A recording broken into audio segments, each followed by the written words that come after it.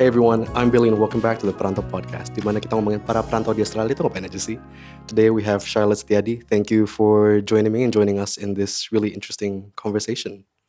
Thank you banget udah ngundang aku buat ngomong di Perantau Podcast. Walaupun tadinya aku pikir nggak direkam. Pakai video. Pakai video. Jadi kalau tau gitu tadi gue agak-agak lebih lebih effort tadi pagi. Tapi kan ini lebih natural look Lebih gitu natural, ya. lebih natural. Kita nggak mau terlalu dipoles lah ya. Well, thank you for having me. It's a pleasure. How do you think our conversation is going to be today? So kan I've given you some notes nih. Sebetulnya mungkin gue sih berharapnya lebih kayak sharing session aja ya. Okay. Karena kan kita berdua sama-sama perantau and we're both really interested in issues about diaspora. So I'm actually looking forward to learning from you as well, as much as, you know, me telling you what I know. Kayaknya setengah jam kita mungkin bisa kurang kali ya. Mungkin jadi ya. lo harus pintar-pintar ngeditnya, Bill. Berarti gue. Okay. Mungkin before we get into the nitty-gritty of it, aku pengen nanya dulu nih. In one word, satu kata aja, how would you describe your relationship with Indonesia? That is a really interesting question. Satu kata nih, Satu kata aja. Kata bukan kalimat ya? Kata. Rindu mungkin ya. Rindu. Mungkin gue ngeriset tentang Indonesia dan gue terutama tertarik sama riset gue kan tentang Indonesian diaspora politics and also political culture and identity politics in Indonesia.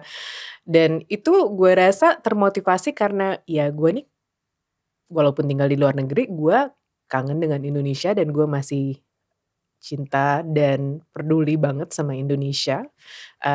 And I've always been interested in knowing the developments in Indonesia and how people in Indonesia make sense of things.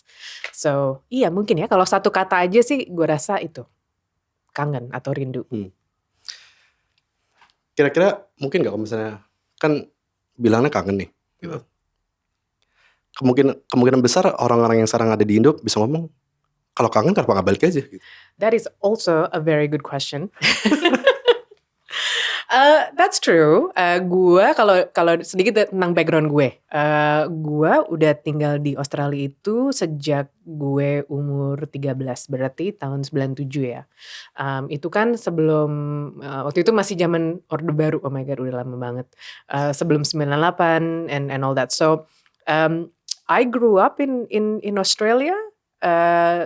Jadi semua buat gue masa-masa yang formatif, gue teenager dan akhirnya lulus sekolah, masuk kuliah segala macem, jadi dewasa atau sampai sekarang masih proses pendewasaan ya, rasanya belum dewasa banget juga sih walaupun udah setua ini.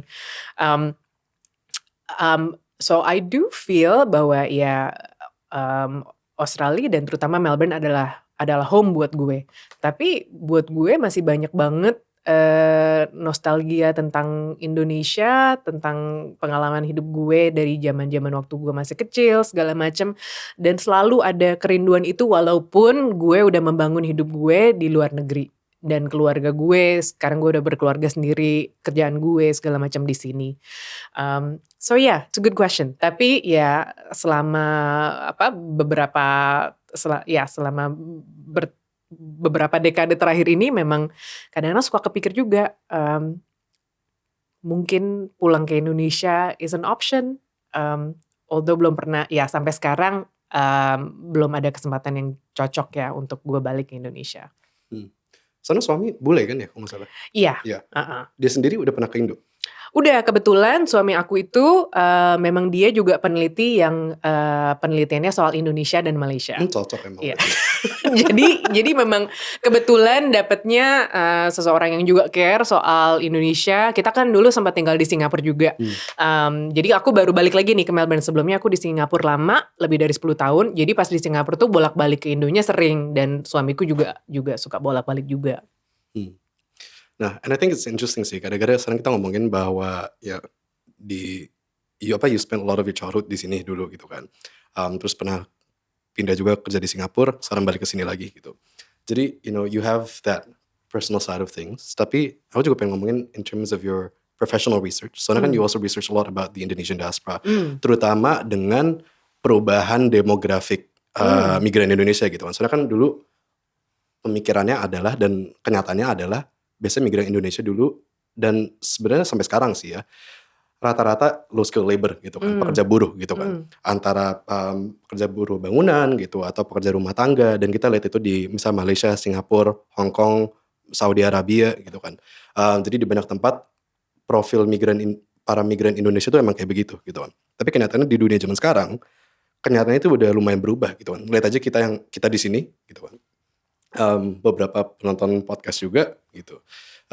Dan itu sih, and I think what we were talking about before in terms of itu professional migration gitu. Banyak orang Indonesia terutama gitu yang sekarang keluar negeri karena untuk menjunjung tinggi kerjaan profesional mereka gitu kan.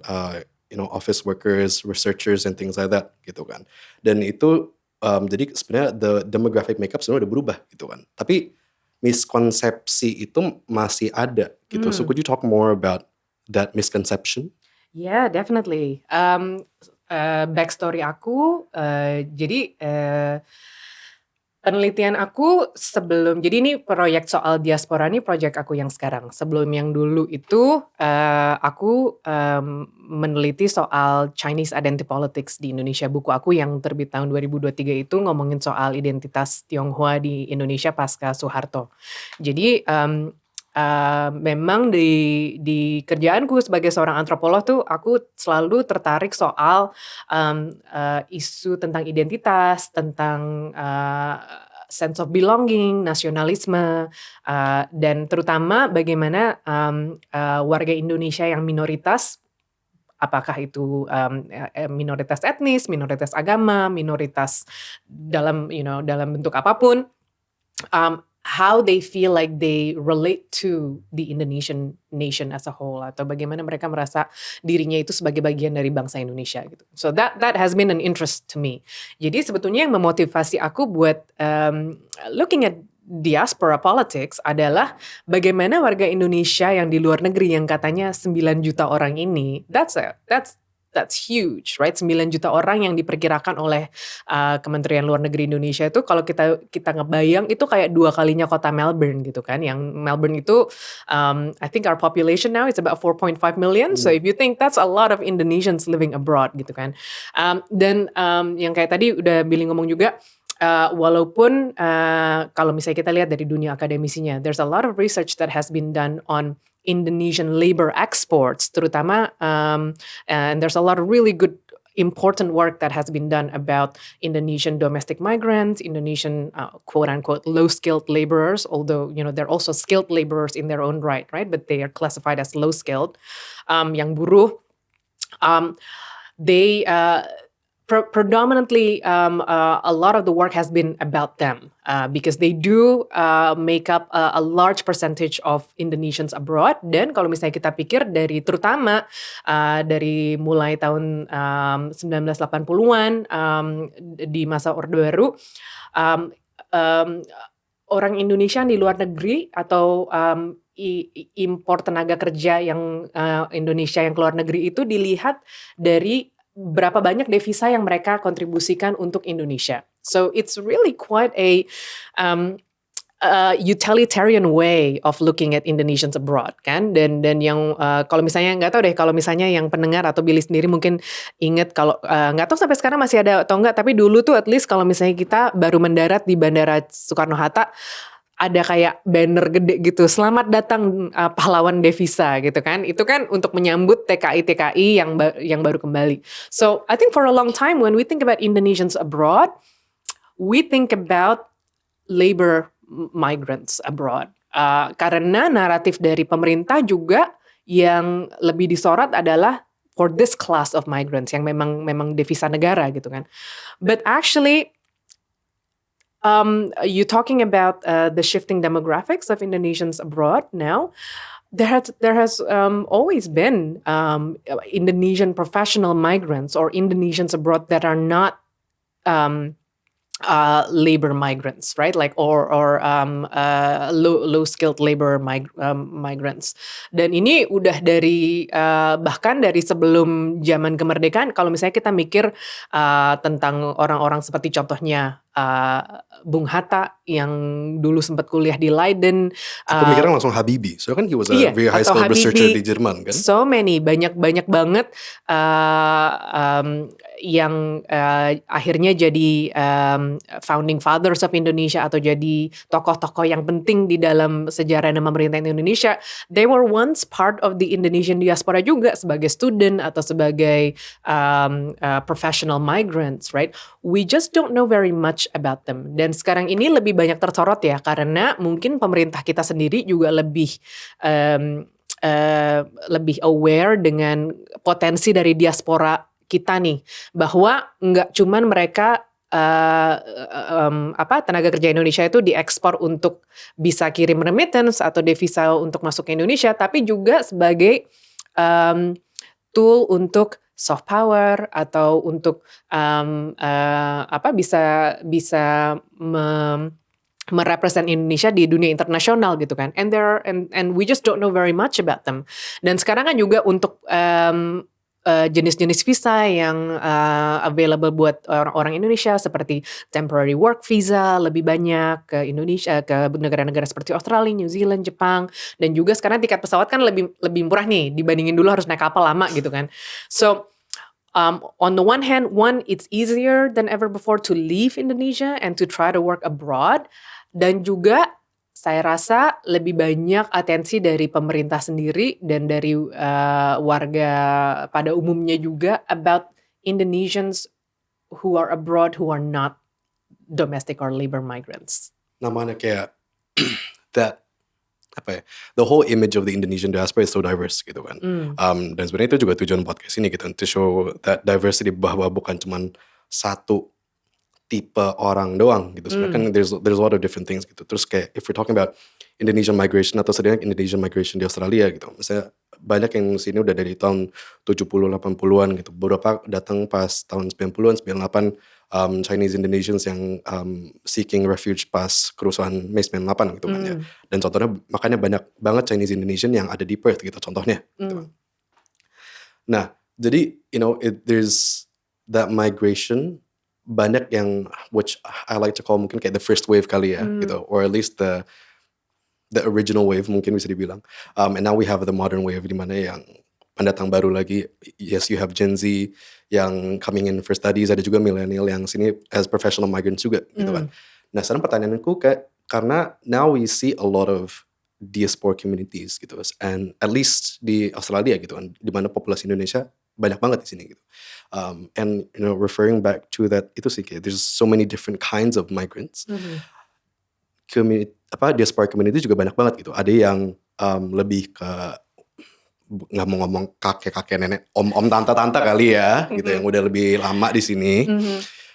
More gently put, tapi ada juga misalnya kayak contohnya Indonesian Diaspora Network Victoria gitu. IDN kan IDN ada IDN global, tapi di sini juga ada IDN Victoria gitu. Yeah. Selain itu kan ada juga misalnya, and I'll just name drop a few, misalnya kayak Maluku Basudara gitu kan, part of a more ethnic community.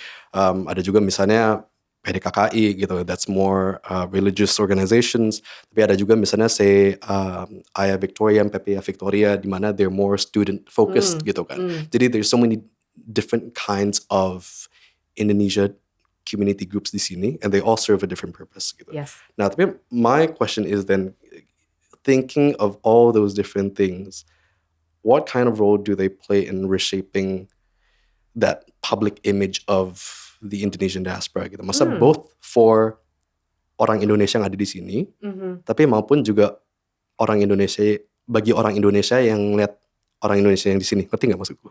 Ngerti. Cuman persepsi di antara sesama orang Indonesia aja, atau juga persepsi warga Australia terhadap itu orang juga Indonesia? Sebenarnya kan, and I think that we can also talk about that gara-gara itu juga sih miskonsepsi seperti apa sih yang orang Australia punya terhadap Indonesia? Soalnya paling yang mereka tahu cuma Bali. Kadang-kadang mereka juga nggak tahu Bali ada di Indonesia. Iya. Terus paling-paling mentok tahu kayak oh ya nasi goreng, oh ya tahu bir bintang, tapi paling mentok situ doang gitu kan. Iya. That's traditionally what most Australians know about Indonesia gitu. Nah jadi dengan more Indonesian presence di sini, apalagi misalnya if we take a look at Melbourne misalnya, kayak makanan Indonesia di city makin banyak, ini tuh makin banyak. Itu bikin gue seneng sih. Nah itu juga di there's a few Indonesian restaurants in a 3-block radius from me gitu loh. Kita kayak enak banget gitu kan. Nah jadi so yes, on one side is persepsi antara orang Indonesia, tapi di sisi yang lain juga persepsi orang Australia terhadap orang Indonesia. Gitu. That's a really good question. Lumayan berat kali ya. Itu lo sebetulnya menanyakan semua pertanyaan-pertanyaan riset gue sih, Bill. Jadi mungkin when it comes to it, I might need to listen to this podcast again just so that I remember all of those questions. Okay. I think let's go back to the root of I guess like both of our interests, particularly di pertanyaan yang tadi kamu tanya. Motivasi berbagai orang Indonesia untuk akhirnya berpindah ke luar negeri itu kan beda-beda ya. Coba kalau misalnya kita pikir tentang the reason why people move. Kalau misalnya lo, Bill, waktu lo, I know you went here for school, right? Waktu uni. We gotta decide first of all kenapa kita mau berimigrasi ke luar negeri gitu kan. What makes us want to move? Where do we move? Bagaimana caranya kita memutuskan ke negara apa atau ke kota apa atau ke sekolah apa atau jurusan apa yang kita pilih gitu kan. Apakah kita punya uang yang cukup, resource yang cukup, apakah kita punya network yang cukup mendukung untuk kita bisa create hidup yang baru di tempat yang baru gitu kan. Sebetulnya kalau misalnya kita ngelihat dari mula-mula proses berimigrasi aja itu udah ribet gitu kan. There's so many life decisions that you need to make just to decide where you go, right? Sebetulnya that's my particular interest actually. Why do different types of Indonesians choose to move abroad and what are some of the pull and push factors yang membuat mereka pindah ke tempat tertentu gitu kan. Dan dari apa yang kita tahu tentang proses orang berimigrasi, it's such a natural part of immigration throughout history yang begitu lu sampai ke tempat baru, you will try to find people like you. Right? You will try to find people who can give you support, who can cook the food that you like, who can give you the sense of community, the sense of belonging that you're after, right? Apalagi kalau misalnya kita sebagai orang Indonesia yang di kota baru, kita nggak kenal siapa-siapa, we try to meet like-minded people, right? And that's why we have so many of these kinds of different organizations that you mentioned before. Nggak cuman kalau misalnya lo datang ke sini sebagai pelajar ya contohnya. Ada banyak banget yang lu bisa join. Nggak cuman PPIA doang. Di Melbourne aja, di Melbourne University aja ada Unimeld PPIA. Kalau misalnya lo pemegang scholarship tertentu, seperti contohnya LPDP, ada organisasi sendiri gitu kan. Plus ada organisasi seni, ada organisasi sport, ada organisasi religious. Yang non-Indonesia. Gitu. Both yang Indonesian dan yang non-Indonesian gitu kan. And I think it's been so eye-opening buat gue ya. Kayak gue karena gue kan sempat nggak tinggal di Melbourne selama 15 tahun. Gue tuh cabut tahun 2015. Enggak deh, gue cabut 2011 dari Melbourne dan gue baru balik lagi ya, 14 tahun berarti gue away. And so much has changed in terms of the landscape for Indonesians. Kayak dulu tuh pas gue masih jadi student, Bill, restoran Indonesia tuh cuman ada nelayan doang di Swanston Street gitu kan. Kayak itu aja gue udah seneng banget. But now even like you said, in like a 3-block radius, there's like 3 Indonesian restaurants gitu kan. Kayaknya sekarang we're spoiled for choice. Spoiled banget, dan I think in terms of how it shapes knowledge about Indonesians and Indonesian culture, food, knowledge about Indonesia as a country buat di Australia. I think that really changes a lot of people's perception about, kalau misalnya kita ngomong dari segi mandennya aja nih, Indonesian food gitu kan. Sekarang kita banyak banget ada variety of things. Kayak dulu tuh cuman ada nasi Padang doang gitu kan, cuman ada rendang dan yang model-model kayak nasi Padang gitu aja. But now ada ayam penyet, ada bakmi dari sini, dari dekat dari kita sini ada restoran warung sambal yang saya tidak disponsori dengan warung sambal ya, saya cuma suka makan di sana aja. Itu tuh they showcase different kinds of sambal from different parts of Indonesia gitu kan. And that's the kind of culinary cultural knowledge yang tadinya nggak ada di sini gitu kan. Dan saya ngebayang buat orang Indonesia yang baru pertama kali pindah ke Melbourne, that makes the transition so much easier gitu kan.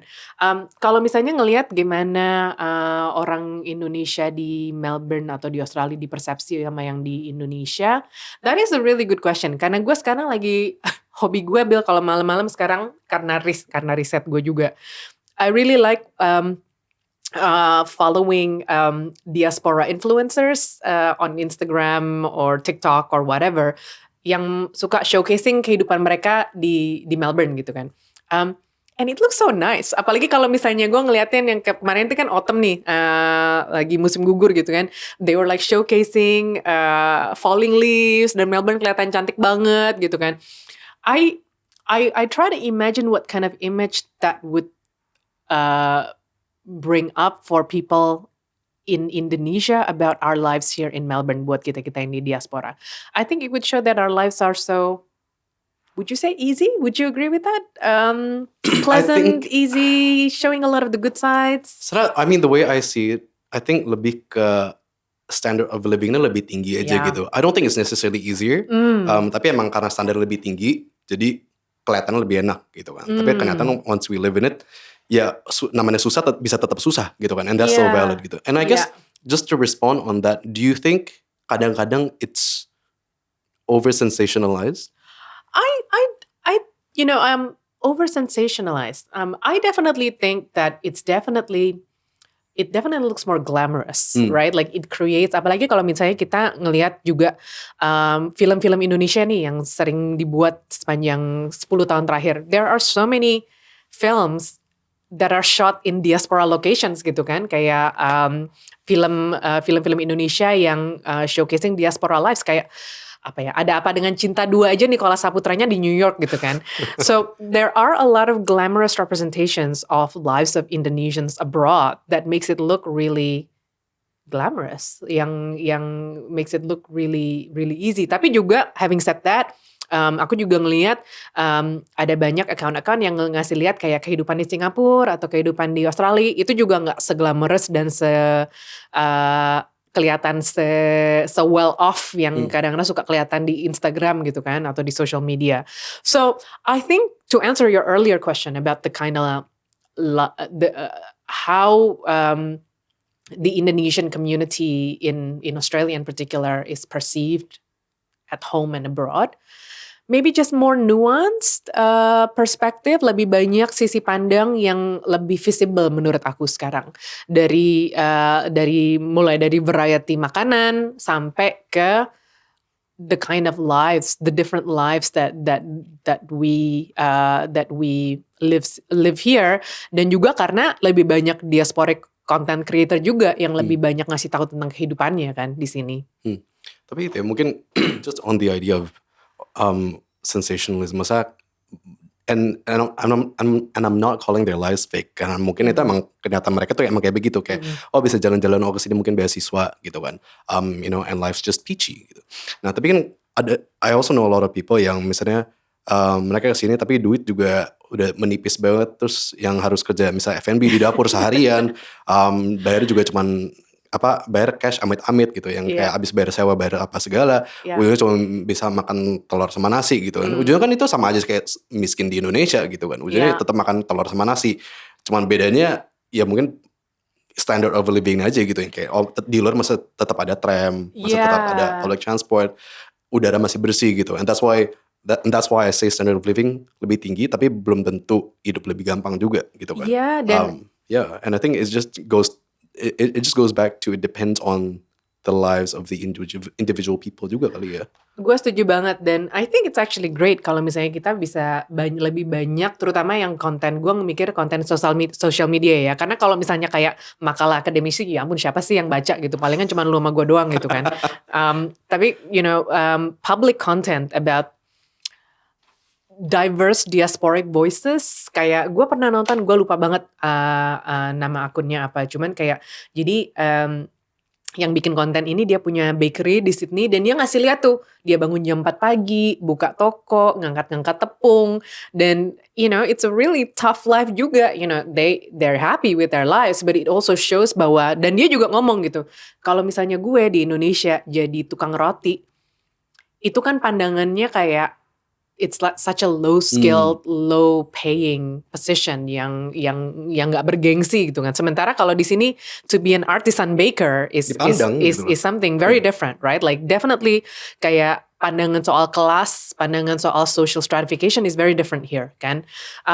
Tapi mungkin kalau gue boleh balik yang lo bilang tadi soal persepsi orang Indonesia di Indonesia tentang orang Indonesia di luar negeri gitu kan. Gue yakin lu pernah ngomongin juga di podcast lu soal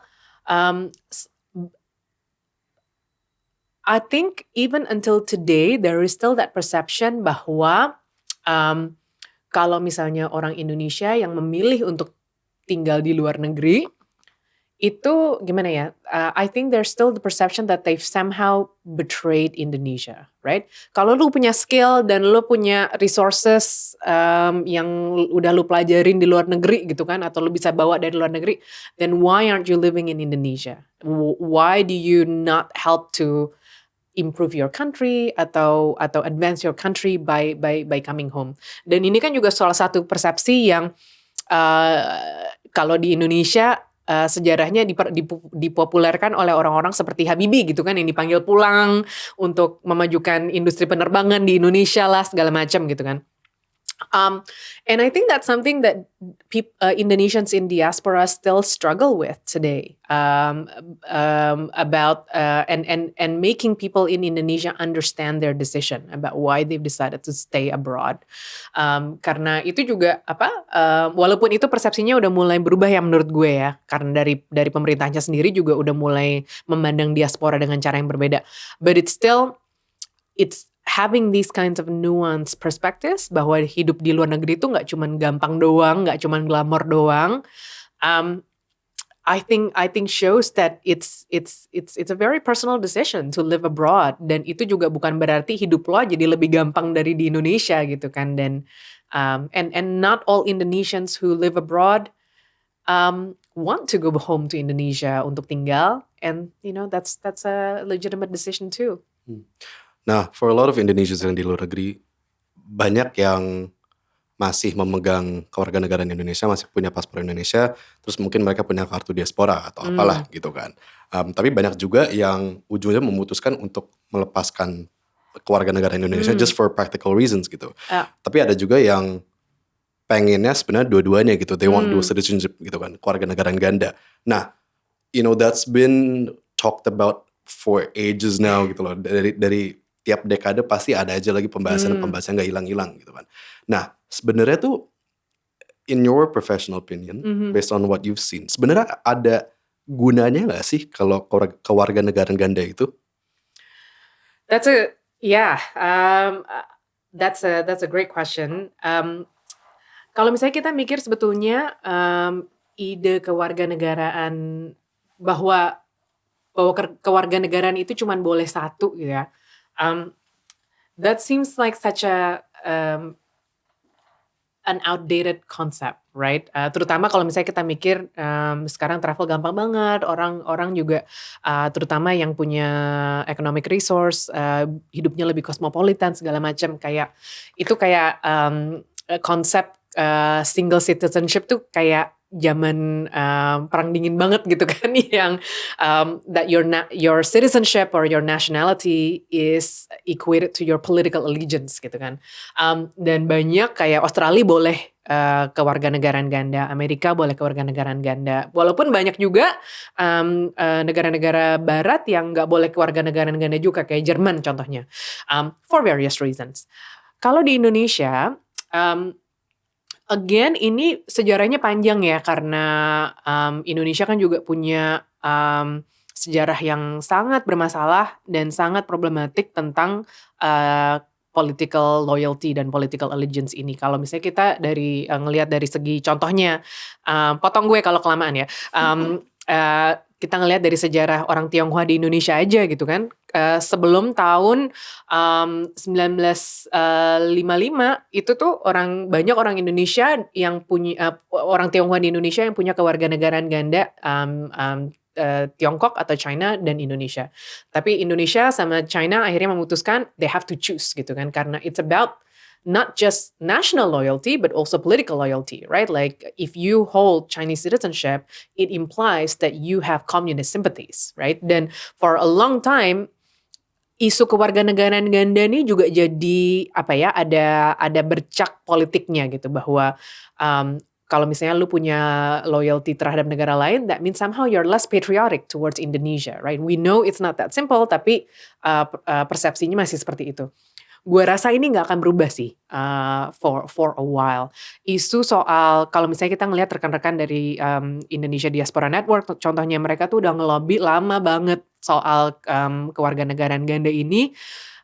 And setiap kali diomongin sama berbagai politisi, selalu jawabannya it's just simply not a priority. There's no benefit, at least that the government can see so far, about why they should have dual nationality for Indonesians abroad, right? Dan ada beberapa kalau misalnya kita ngelihat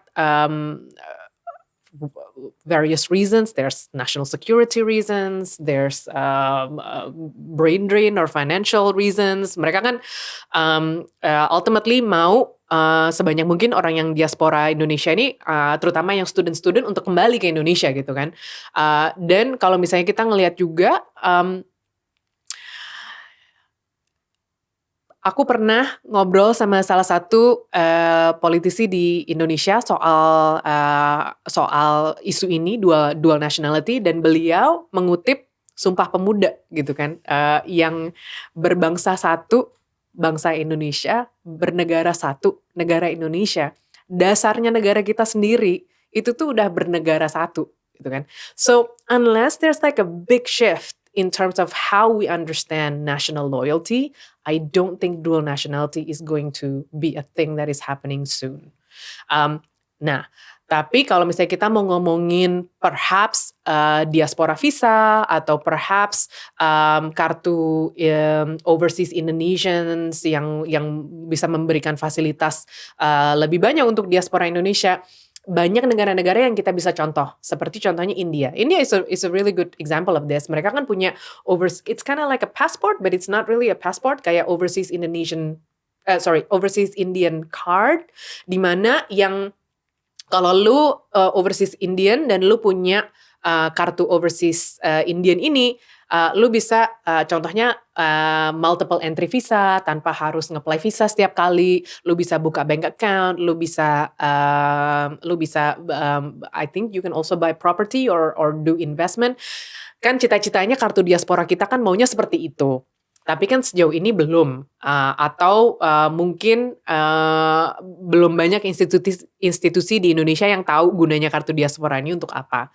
So to me, I think if not dual nationality, then the government of Indonesia should see perhaps the possibility that Indonesian diaspora will engage more with Indonesia, will invest more in Indonesia if there are mechanisms to make it easier to do that. Kayak contohnya visa multiple entry atau kartu overseas Indonesians yang tadi gua mention.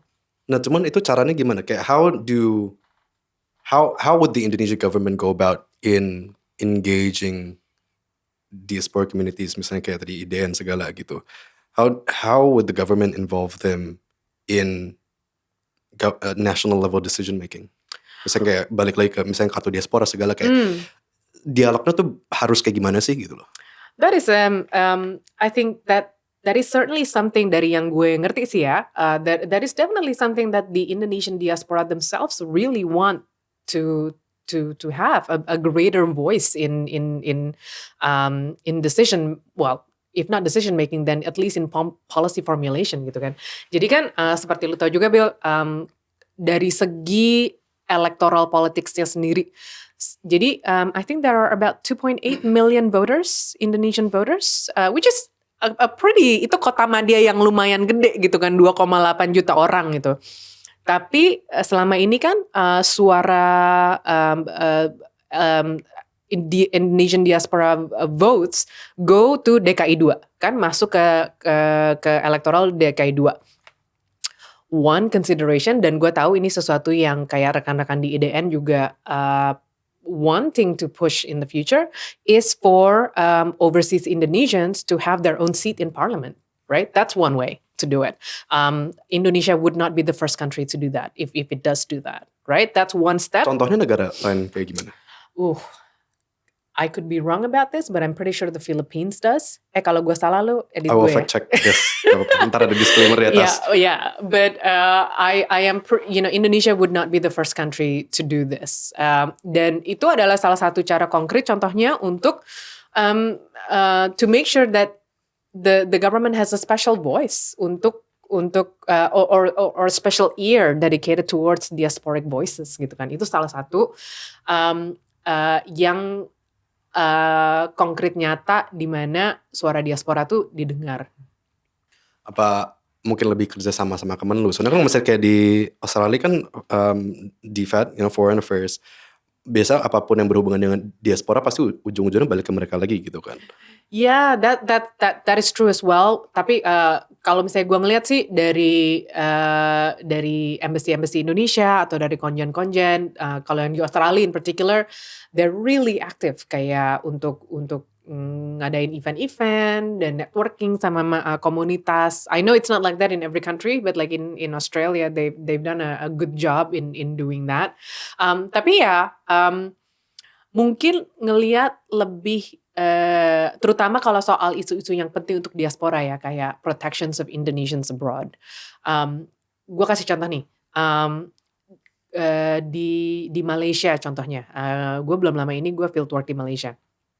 At any given time di Malaysia itu ada 2 juta orang Indonesia yang tinggal di Malaysia. About half of them, sekitar 1 juta orang at any given time di Malaysia, orang Indonesia itu undocumented migrants. Karena gampang banget kan lo keluar masuk dari Indonesia ke Malaysia, apalagi kalau yang di Kalimantan Borneo. Tinggal nyebrang doang. Tinggal literally jalan kaki ke Malaysia gitu kan. Dan gak ada yang jaga juga gitu kan. Waktu COVID kan, terus suddenly all of these Indonesians who are stuck in Malaysia, they don't have a job, they don't have any social mechanism to help them. Mereka juga jauh dari keluarga, nggak dapat vaksin karena mereka nggak terdaftar sebagai legitimate residents of Malaysia, right? It's actually Indonesian diaspora themselves who menggalang dana yang kayak organisasi komunitas kayak Muhammadiyah Malaysia contohnya. Itu tuh mereka yang benar-benar saling membantu gitu loh, yang mereka bekerja sama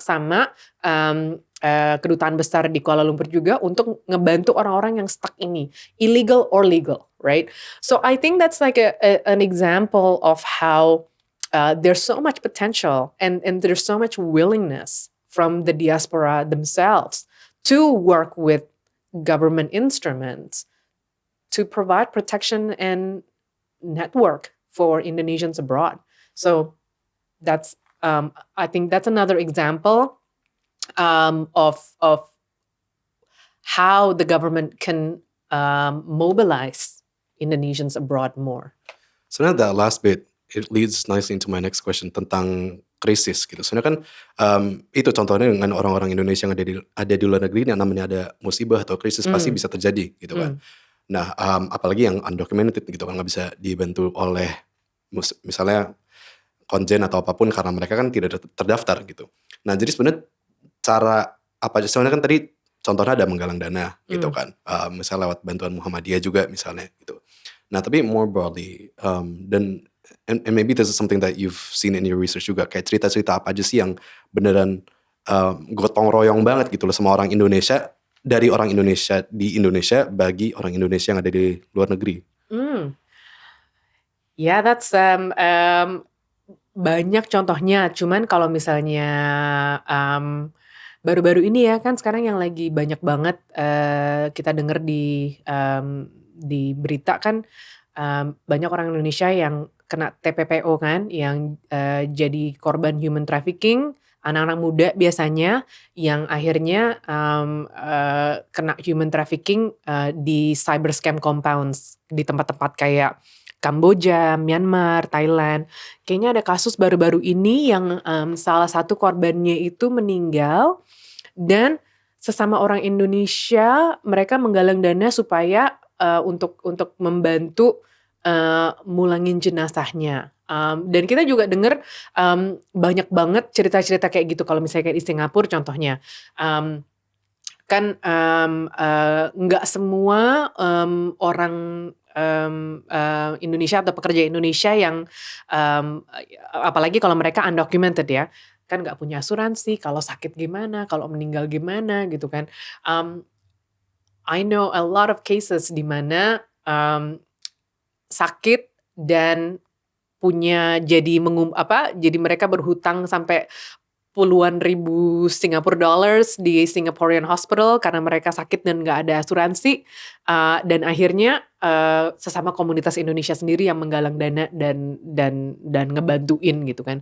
Dan mungkin lebih sama bergunanya dengan menggalang dana adalah memobilisasikan networknya mereka untuk ngatur kayak, gue kenal nih ada orang yang bisa ngebantuin, gue kenal nih ada yang bisa nemenin, atau ada yang bisa translate. And kalau misalnya lo perantau, those kinds of intangible assistance, it's really important, right? Dan gue yakin di begitu banyak community, kan tadi lo bilang banyak banget nih komunitas pelajar, komunitas ibu-ibu, komunitas religious, segala macam. There has to be stories like that, because that is not just an Indonesian experience, but it's also a diaspora experience, right? Makanya banyak banget sepanjang sejarah di mana ada komunitas migran itu pasti ada kayak social organization yang fungsinya adalah buat ngebantu hal-hal kayak gini kan, and it still exists now. Okay, now during the end of our conversation, aku ada list quick fire session nih. Waduh, okay. So I have 8 questions. Okay. Dan untuk setiap pertanyaan ini, I want something short and quick. Short and quick. Off the top of your head, gak usah dipikirin terlalu banyak. God, this is scary. Okay. Ready? Go ahead. What's one thing you wish every Australian understood about Indonesia? There's so much to see apart from Bali. Which Indonesian tradition do you miss most now that you're in Melbourne? Gue kangen kalau di dekat rumah gue dulu setiap kali lebaran tetangga-tetangga pasti mampir ke rumah kita, silaturahmi dan bagi-bagi makanan even though we're not Muslims. If you could grant one right or benefit to overseas Indonesians tomorrow, what would it be? Dual nationality. Ada nggak comfort food, your go-to comfort food di sini? Cumi goreng pakai sambal matah dengan nasi panas. Name an Australian habit or custom you've adopted since moving here. Vegemite for breakfast. Ada nggak buku, film, atau lagu that best captures the spirit of Indonesia for you? Wow. Apa nih, kayak fiction atau apa nih? Anything. Oh my God. Gue suka dengerin lagu-lagu dari tahun 90-an gitu. Kayak... Ada lagu favorit gak? Oh my God. I wanna say Dewa 19, but like I'm not a big fan of Ahmad Dhani, but like those kinds of songs from the 90s. Gue kalau kangen sama Indonesia, gue suka dengerin lagu-lagu jadul gitu. Okay. If you had one superpower to help Indonesians abroad, what would it be? The ability to find the jobs that they want for themselves. I like that. Okay, now last but not least, in one word, how would you describe your experience of Melbourne so far? It's been wonderful. I love living here and this is home. I think that's a good way to end our conversation. Charlotte, thank you banget udah ngeluangin waktu hari ini. And hopefully our thoughts today will continue to inspire maybe both of us ya, tapi with anyone else who's listening tentang kenyataan demografik dan kehidupan orang Indonesia di luar negeri gitu kali ya. Sama-sama banget, yeah. gue ngerasa bersalah karena kita nggak terlalu banyak ngomongin demografi, but semoga tetap berguna. Maybe we can make a part 2. Oh gosh, okay, I'm game. Okay, let's do it sometime. Yeah. Okay, thank you very much. Thanks, Bill. Thanks for having me.